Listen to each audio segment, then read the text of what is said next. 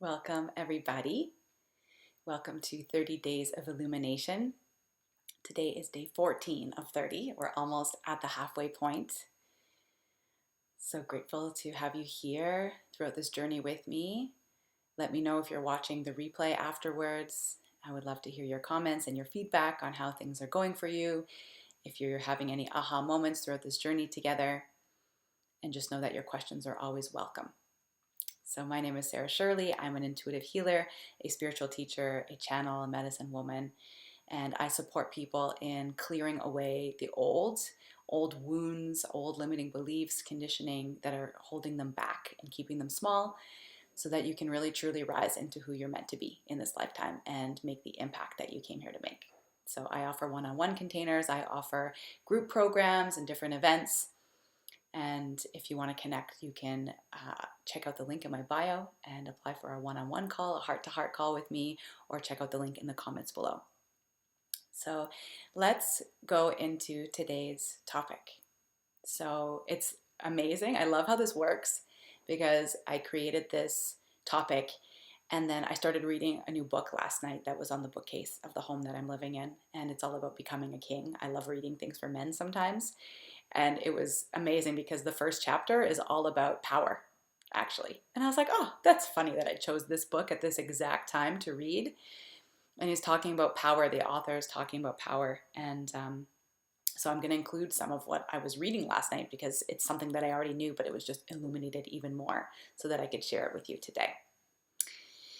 So firstly, I want to share this really beautiful quote from Marianne Williamson, who is a famous author who wrote the book A Return to Love.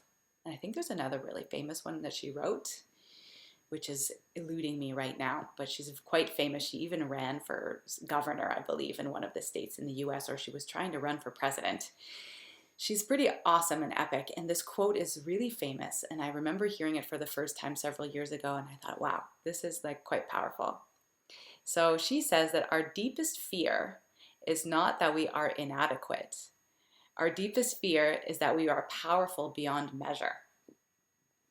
It is our light, not our darkness, that most frightens us. We ask ourselves, who am I to be brilliant, gorgeous, talented, fabulous? So let's take a deep breath with that one. If you want, you can put your hands on your heart. I'm going to read it one more time.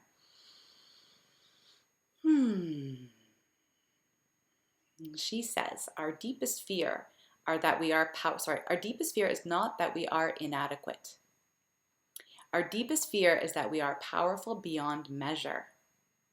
It is our light, not our darkness, that most frightens us. We ask ourselves, who am I to be brilliant, gorgeous, talented, and fabulous? I'm curious if you ever heard that quote before and how it lands for you. What does it bring up? Does that feel true in your heart? Are you afraid of your own light more so than your own darkness? I know that this is something I have grappled with at different times in my journey. Afraid to show up bigger, being afraid to show up bigger, to share more of myself, and rather desiring to stay small in certain ways, comfortable. Sometimes we're afraid of what our power will actually bring us, like our healthy power, sharing our gifts, sharing our love with others. You've heard Muhammad Ali share that quote. I love that. That's so cool that he shared that. This really powerful spiritual quote by Marianne Williamson. And you've never heard that quote. Yeah, it's a beautiful one because it shows that we question ourselves a lot as beings. I think that's one of the greatest wounds that we carry as humans is this wound of not being enough. And that's been passed down from our ancestors, and many of us, incurred that kind of wounding in our childhood. But then also it's constantly around us in society, everywhere. We're being told that we're not enough. As men, as women, as non-gendered beings, we're getting messages everywhere that we're not enough, that we need to have bigger breasts or better skin, or we need to have a flatter belly, or for men, you know, you need to be bigger and stronger or make more money, whatever it is. You know, we carry this deep wound as humans until we start working on that and seeing that we actually are enough and that it's safe to share our power with the world. So a lot of this wounding happens in the solar plexus. It's right below the heart and above your sacral, so it's just below your rib cage. Yeah, not smart enough. Yeah, all the things. Not enough this, not enough that. You're not this enough, whatever it is. Small, big, tall, short, whatever. Smart, rich. And so we carry this wounding in our solar plexus, the not enough wound. But it's interesting because our power center is actually in our solar plexus, in our stomach. This is where our fire resides. The solar plexus is related to the element of fire. And so our power resides here. And if we have a lot of wounding in our solar plexus of feeling like we're not enough, it can block us from living in our power. It can block us from moving forward with will and with confidence. So that's the chakra that you want to work on the most if you know that you're struggling with putting yourself out there in the world, with sharing your gifts with the world, with feeling worthy of receiving. And receiving no matter what, like no matter what it is. Love, money, gifts, whatever it is, compliments. So it's really our self-worth and our power are quite related. They're in the same power center or same energy center, the solar plexus. Yeah, it feels good to rub that area. Absolutely. One of the practices that I love to do is to tune into my belly and imagine the fire there. And you can tune in to see, how is your fire right now? Is it small? Is it just a little spark? Or is it lit up and flaming and burning? What's the fire like inside of you right now? So I'm going to share a little bit about how the different genders have been influenced by power over time. So if you're a woman or you identify as a woman, the fear of our own power shows up because women have been repressed for thousands of years. And this has happened throughout most of the world. And it happened through the patriarchy, and especially because of the impact of religion on society. Many religions like the year, I think about 500 BC or 600 BC, they were actually polytheistic, I believe it's called, where they honored and revered more than one god. And for example, in Judaism, they honored the feminine and the masculine. But then in the year, I think 600 BC, they cast out the feminine and decided just to honor one god, and that was a male god. And so this has been programmed into us throughout history in much of the world. Not all, because there are many matriarchal societies, especially the earth-based, more shamanic societies. They're more matriarchal or balanced in the masculine and the feminine. And so women have been repressed, and we've been told that like we are property and sold as property and forced into just bearing children and not having opportunities. And it's only really been within the last maybe 60 years or 100 years that women have started getting a lot more or having a lot more freedom and more say. And it's increasing more with time. But think about how long in history it's been in most, especially the Western world, or, you know, religious-based countries, like I'm thinking Christian countries, Islamic, Jewish, where the men were at the top, right? And so the feminine was literally told, your power is not safe here. You're not allowed to be in your power. You don't have power. And that's a really big message to get and to receive. And so, hi, Corrine, welcome. And so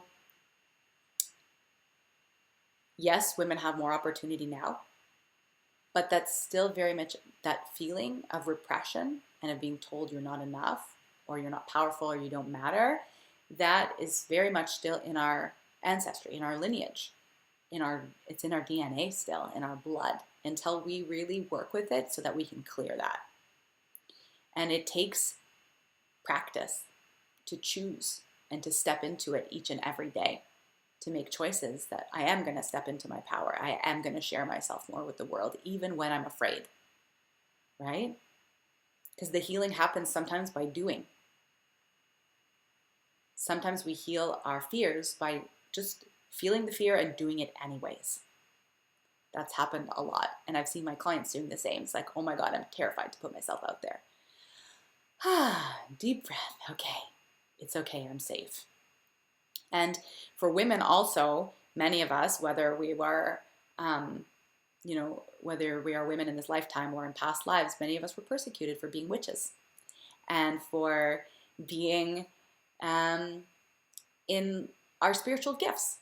And by, connecting with the moon and making tinctures and healing others and being different from what the religion was telling us to do. And so many thousands, if not millions, were killed for being in their power and sharing their light with the world. So if you would love to share any comments, please do in the chat. I would love to hear from you. I don't think I'll be taking anybody onto the video with me today. Thank you for your request, but I would love to hear your comments in the chat. And if you have questions, then you can type them there as well. So thank you, thank you, thank you. So that's how it's impacted women. And whether you identify as a woman in this lifetime or not, you could still very much be carrying that wounding from past lives that you may have lived. So what else? So for men, and so like I shared earlier, I was reading this book all of a sudden yesterday. I just started it, and the first chapter is all about power. And it's so fascinating to see. And he was talking about how I had already written this note that I wanted to share with you about men and their power. And what I've noticed, especially in the last several years, I think it was 2020 when the Me Too movement came out. But I'm sure it's been going on longer than this, where a lot of men are actually afraid to be in their masculine power because they have witnessed others abusing their power and using their power to take advantage of others or to repress others, using their power for the benefit of other people or of themselves, sorry. And so many men, good men, like, ones who have good, pure intentions, they've softened too much and become too much in their feminine, becoming too complacent, not taking enough action because they're afraid. They don't want to hurt others. And I've heard this from, men who have shared, like, especially since the Me Too movement, that they're afraid to take charge in a good way. And they're afraid to lead because they don't want to come across as like too dominating or hurtful towards others. How is this landing? I'm curious how this is landing. If you resonate, if you've seen this in your experience in the world. Yeah, men have lost their way by shunning the feminine. Yeah, that is true. But also some of them fall too much into their feminine energy. Too flowy rather than that direction. The name of the book that I was reading, it's called Becoming a King. And it's a book written for men. There's another book for men that I read called The Way of the Superior Man that I loved reading. And so I saw this book on the bookshelf at my house and I said, you know what, I want to read that book. And it was just such perfect timing before leading this talk today about the fear of your own power. Because he was talking about how many men fear their own power because they don't want to abuse it. And that can happen for women too, right? We see others, or no matter what gender you are, we see others who take advantage through their power. And so it makes us hold back,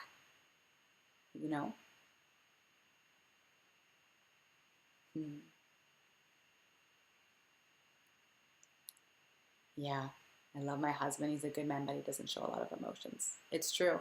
And this is a beautiful thing. Thank you for commenting that, because I think a lot of times we think that in order to be powerful, we have to be really strong. And that means that we can't feel anything. We can't feel our emotions. But actually, I think there's a lot of power for all of us to be able to feel our emotions and to be real. I think there's power in being real. It doesn't need to be perfect. It doesn't mean that you're this like rock solid being who's never, shaken by anything, right? Who doesn't feel anything, because that's kind of like a more toxic energy of never letting ourselves feel.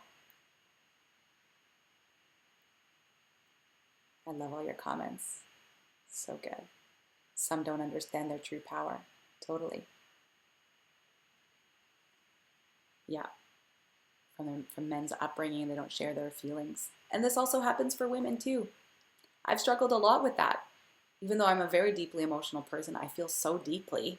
I've struggled a lot with being able to manage my emotions. I feel finally I'm in this place where I feel very centered and grounded, that even when I'm feeling all these feelings, I'm able to be like, I'm still okay.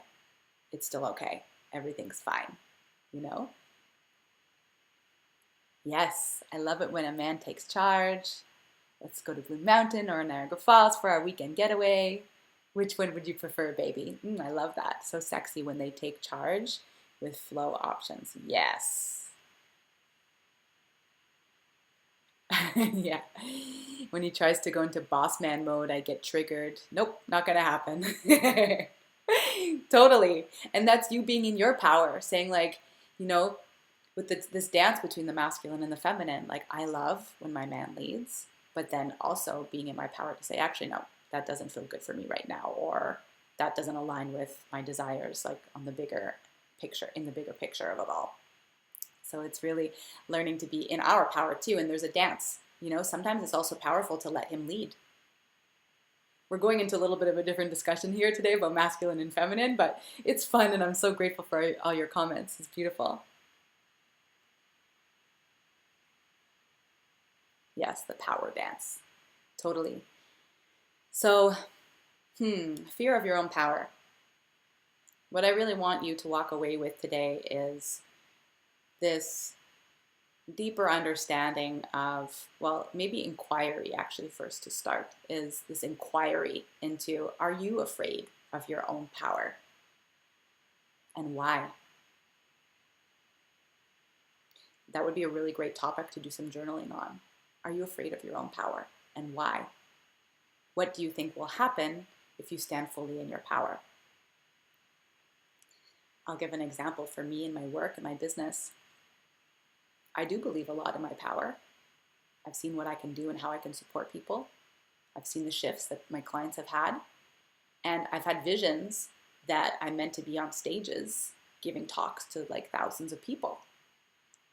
And I said that to one of my clients yesterday who's very intuitive. When I said that out loud to her, she's like, oh my God, Sarah, my third eye is twitching like crazy. And she's like, I'm seeing you on this stage. And yet there is a part of me that holds back from that, because my own fear of, I'm quite introverted. And I have this fear that like, oh, if I get too big and I reach too many people, it's going to be too much for me to handle. Or I'm not going to have my peace and quiet the way I like, or my alone time as much as I need in order to feel full and to be able to serve at the level that I serve. And maybe that's a limiting belief. Because also too, sometimes the more, we expand, maybe, I'll have more finances to be able to have people working for me and take away a lot of the mundane tasks. So I'm just sharing this as a way to kind of spark you to tune in, like, what are your blocks around your power?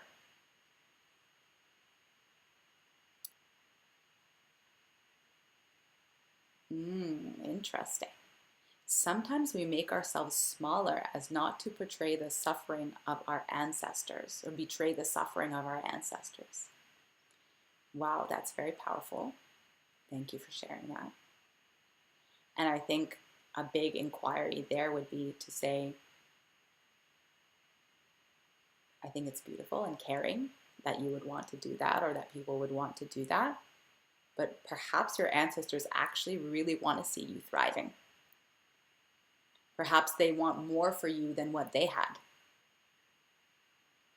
And I think I'm getting this image of like breaking through the shackles, this beautiful image of just pulling off these shackles and knowing that you can keep rising. That's what you're here to do on the planet. You can keep rising into your power and sharing your gifts. And you can ask your ancestors actually to support you. So thank you for bringing that up. I think that's so beautiful. How dare I be better than my grandmother or mom, etc. Ooh, so good and so powerful. Thank you for sharing that. I think it's Mara, right? Yeah, how dare I? Whose words are those really, actually? Are they your own or are they someone else's? And I really believe too, a part of why we're here is to break those ancestral wounds, to break through the things that have been passed down to us, and to keep anchoring in more love and light onto the planet. And so each of us gets to do that. And part of that is healing your ancestral trauma, clearing the baggage and making space for just more freedom, more opportunity, more sharing of your light, more being true to who you are. I don't believe in suffering for others' sake.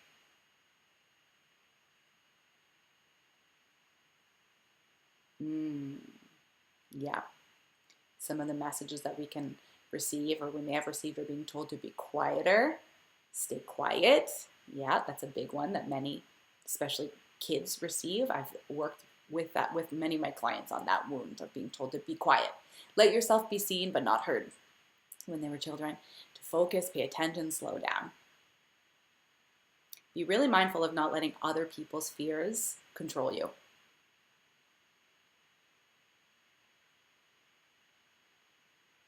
Yeah. It's so beautiful. Wow. You guys are amazing. Thank you for sharing in this conversation with me today. I welcome any more of your feedback as it comes through, any reflections. I encourage you to do some journaling about your own fear of your own power. Am I afraid of my own power and why? And maybe write down a list of all the things that come to your mind. Just do some free journaling. Just let it all flow through. And then see, do I really need to keep bringing this forward with me? Is this actually serving me? Or is it holding me back? Is it holding me back from living the life I actually came here to live and being my full self on this planet? I love that. Your greatest adventure lies in the truth of who you are. Yeah. Yeah, we can't live our lives based on what other people will think of us. We got to live true in alignment with who we are and with spirit, with source, with the divine, whatever that means to you. Beautiful conversation today, everybody. Yeah. Thank you for all your comments. If you would like support to break through any of these limiting beliefs or wounds that are keeping you small and keeping you out of your power, then you can definitely check the link in my bio and apply for a heart-to-heart call. I would love to support you in one of my one-on-one containers. They're powerful, and I devote a lot of energy and time to helping you break through and come out the other side, more in your truth and in your power, living the way you actually came here to live on this planet. So in 30 minutes, I'm hosting day 3 of my Release Religious Wounding Masterclass. So if you haven't signed up and you'd like to come, you can still attend. The link is in my bio, or you can send me a DM. And you'll also receive replays that'll be available for a limited time. So I would love to have you there. It's going to be really beautiful. Today is a clearing transmission, releasing all the religious woundings that you've taken on from this lifetime, past lives, and ancestrally. So yeah.